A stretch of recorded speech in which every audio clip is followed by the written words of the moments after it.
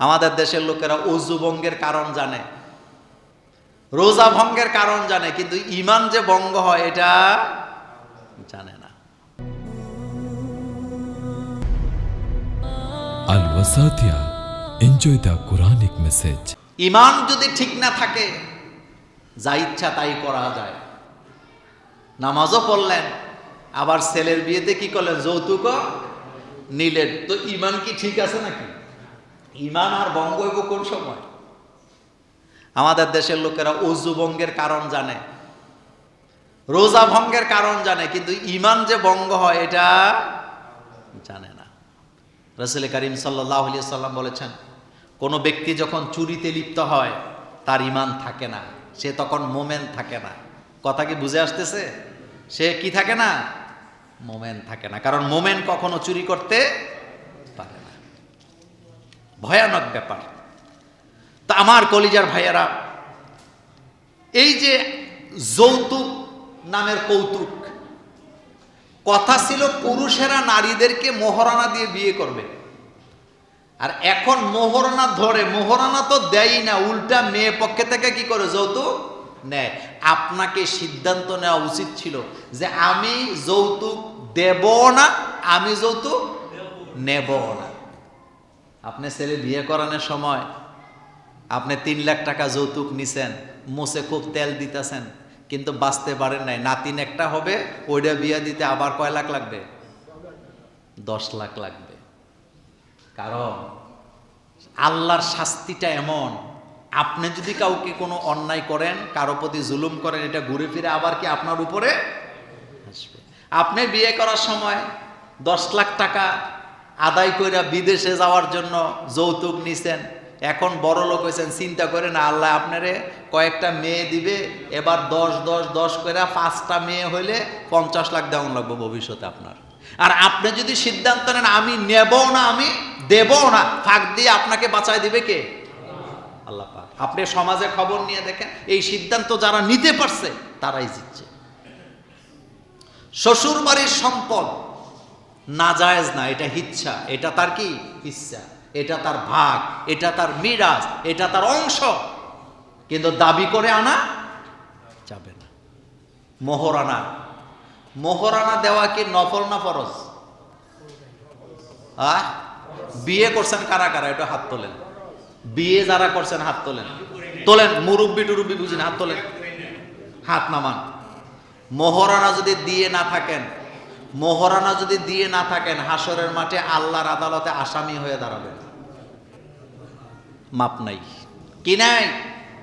মাপ নাই। স্ত্রী যদি মরেও যায় তবুও মোহরানা দিতে হবে, কোনো ক্ষমা নাই। এটা ফরজ। এটা কি বলেন? এটা কি ফরজ? এটা তামসা না, এটা সামাজিকতা না, এটা ফরজ, এটা দিতে হবে। আর এটা চালাকি করে ক্ষমা চাওয়ার কোনো সুযোগ নেই। আল্লাহ পাক কোরআনে বলছেন, তোমরা তোমাদের বিবিদেরকে মোহরানা দাও।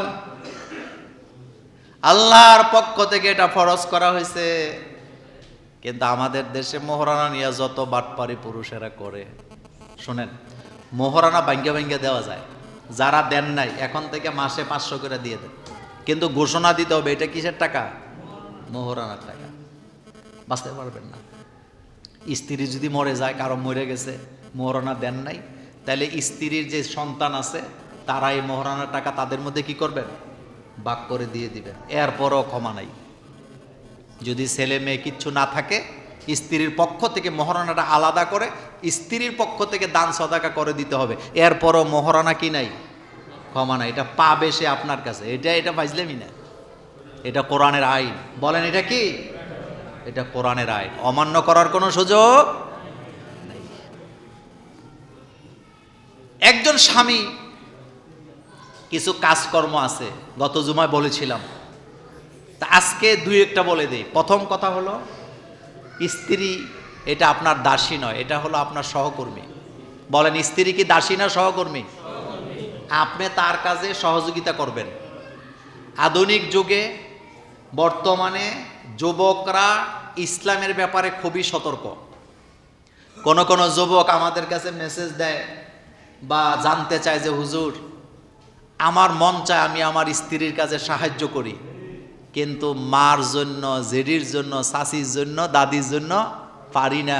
কারণ আমি যখনই আমার স্ত্রীর কাজে সহযোগিতা করতে চাই, আমার মা শাশিরা খুব জোরে জোরে চিল্লায় কয়, হেতে একটা বেটা।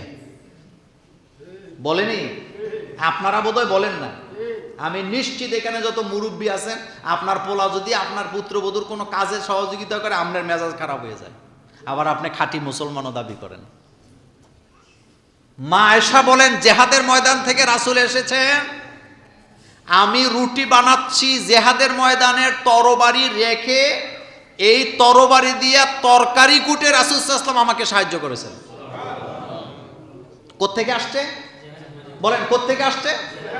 আয়েশা দেখছে মা আয়েশা কি করতেছে, রুটি বানাইতেছে। মা আয়েশা বলেন, আমি রুটি বানাচ্ছি আর রাসূল জেহাদের ময়দানের তরবারি দিয়ে আমাকে তরকারি কুটে দিচ্ছে।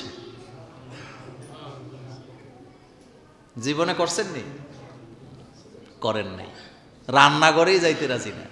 মাঝে মধ্যে যাবেন, বুঝবেন রান্না করতে কত কষ্ট। মাঝে মধ্যে যাবেন, দেখবেন রান্না করতে কত কষ্ট। মা আয়েশা, শেষ হাদিস বলি আজকের এটা। মা আয়েশা রাসূল করিম সাল্লাল্লাহু আলাইহি ইসলামের স্ত্রীর মধ্যে সবচেয়ে কম বয়সের। রাসূল বললেন, আয়েশা তুমি আমার জন্য সন্ধ্যার পরে রুটি বানায় রাখবা, আমি এসে তোমার সাথে খাবো। ছোট মানুষ, অল্প বয়স, তিনি রুটি বানাবার জন্য আটা খামির করতেছে, গোলাইতেছে পাতিলের মধ্যে। এই অবস্থায় তিনি ঘুমায় গেছে। রুটি আর বানান নাই, গম তো গম। নতুন নতুন বিয়ে হইলে মেয়েরা একটু কম ঘুমায় না বেশি ঘুমায়? এটাও শ্বশুর শাশুড়িরা পছন্দ করে না।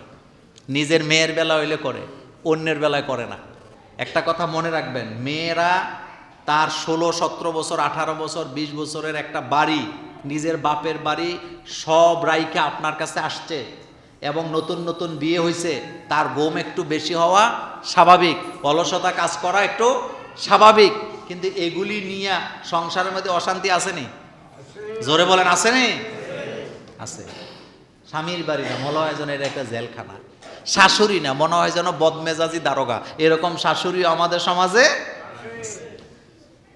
মা আয়েশা ঘুমিয়ে গেছেন, ছাগলের দুইটা বাচ্চা এসে মা আয়েশার করা খামিরগুলা খেয়ে ফেলছে। খাইয়া দূরে বৈশা জাবর কাটছে। রাতের বেলা রাসূল আসছে, খাবে। আয়েশা দেখে আয়েশা ঘুমায় আর রুটির পাতিল কি খালি, মাঝখানে সামনে দুইটা বকরির বাচ্চা জাবর কাটতেছে। রাসূল বুঝছে যে রুটি বানাইতে যে ঘুমাই গেছে আর কাম সারছে কে? ছাগলের বাচ্চা। আপনি হইলে তো ফুটবলের মতো লাথি মারতেন, কিন্তু রাসূল সাল্লাল্লাহু আলাইহি ওয়াসাল্লাম আয়েশারে জাগায় নাই। মা আয়েশা ঘুমাচ্ছেন, রাসূল আটা নিলেন, আবার নিয়ে খামির করলেন, নিজের হাতে রুটি বানাইছেন, তরকারি রান্না করছেন। বিশ্ব নবী মুহাম্মাদুর নবীর প্রেম যখন করেন কত আলাপ করেন। কি নবী, তিনি নিজের হাতে রুটি বানাইয়া তরকারি রান্না করে এখন আয়েশার কানে কানে যায় বলতেছে, আয়েশা উঠো, আমি তোমার স্বামী মুহাম্মদ সাল্লাল্লাহু আলাইহি ওয়াসাল্লাম তোমার জন্য রুটি বানায় অপেক্ষা করতেছি, উঠো একসাথে খাই। আয়েশার ঘুম ভাঙছে, থরথর করে কাঁপতেছে, রাসূলকে জড়ায় ধরে বলতেছে, রাসূল আমার তো অন্যায় হয়ে গেছে, আপনি বলছিলেন রুটি বানাইতে। রাসূল কখন যে ঘুম আসছে আমি বলতে পারবো না। রাসূল বলছেন, আয়েশা তোমার সামনে মুহাম্মদ সাল্লাল্লাহু আলাইহি ওয়াসাল্লাম দাঁড়িয়ে নাই, তোমার সামনে তোমার স্বামী এখন দাঁড়ায় আছে। তোমার সামনে এখন কে দাঁড়ায় আছে? তোমার স্বামী দাঁড়ায় আছে। কোনদিন করছেন? করেন নাই, কোনদিন না। নওয়াব জাদা নসরুল্লাহ, তরকারিতে লবণ একটু কম হইলে কিয়ামত। কিন্তু তরকারি রান্না করছেন নি কোনোদিন? কইরা দেখেন। পোলাওটা একটু শক্ত হইলে মাথা গরম হয়ে যায়, তো একদিন করে দেখেন। রুটিটা এক পিঠ ভালো ভাজা হয়েছে, আরেকটা একটু পুড়ে গেছে, মেজাজ খারাপ, তা আপনি একটু রুটি বানায় দেখেন না কেমন লাগে। তবে বিদেশিরা কিছুটা বুঝে, যেহেতু বিদেশ থাকলে নিজেরা কি করতে হয়, রান্না বান্না করে খাইতে হয়, কারণ ওখানে তো রান্না করি না। নাই স্ত্রীর কাজে সাহায্য করা, এটা মুহাম্মদ সাল্লাল্লাহু আলাইহি ওয়াসাল্লামের সুন্নত। বলেন কার সুন্নত? এটা সাধারণ কোনো সুন্নত, এটা গুরুত্বপূর্ণ একটা সুন্নত। আল্লাহ রাব্বুল আলামিন আমাদেরকে বুঝার তৌফিক দান করুক, আমরা বলি আমিন।